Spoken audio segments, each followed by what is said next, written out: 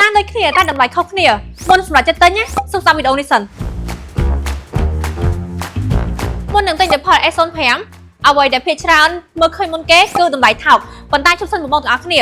តម្លៃថោកជាងណាមិនប្រកាសថាទិញទៅចំណេញនោះទេអ្វីដែលបងគោលមើលមុនគេគឺទៅលើការធានាសេវាកម្មជួសជុលក្រោយពេលទិញលក់និងអ្នកមើលថែនាពេលអនាគតជ្រើសរើសផល S05 ពីក្រុមហ៊ុនផ្លូវការ OMA Cambodia លោកអ្នកទទួលបានជាមួយនឹងការគ្រប់គ្រងច្បាស់លាស់ចាប់តាំងពីថ្ងៃទិញរហូតដល់ការប្រើប្រាស់រយៈពេលវែងអ្វីដែលកាន់តែពិសេសគឺយើងមានការថែមជូនការធានាសេវាដែលឥតគិតថ្លៃរយៈពេល4ដងដែលស្មើជាមួយនឹង 25,000 គីឡូអ្វីដែលកាន់តែលើសពីនេះទៅទៀតគឺយើងមានការធានាចេញពីខាងរោងចក្ររហូតដល់8ឆ្នាំ 24,000 គីឡូអ្វីដែលកាន់តែពិសេសជាងនេះទៅទៀតគឺយើងមានគ្រឿងបន្លាស់សម 100%ចេញពីខាងរោងចក្រមកផ្ទាល់តែម្ដងហើយជាងយើងមានចំណេញច្បាស់លាស់ពីខាងរោងចក្រដូចគ្នាដែរបូករួមជាមួយនឹងសេវាកម្មសេវី25ខែក្រុងនិង Mobile Service 24 ម៉ោងដូច្នេះត្រូវចាំថាទិញម្ដងទិញឲ្យត្រូវកុំទិញឡានបានតែឡានចូលទិញជាមួយនឹងទំនុកចិត្តការធានាសេវាកម្មសេវីមានរយៈពេលវែង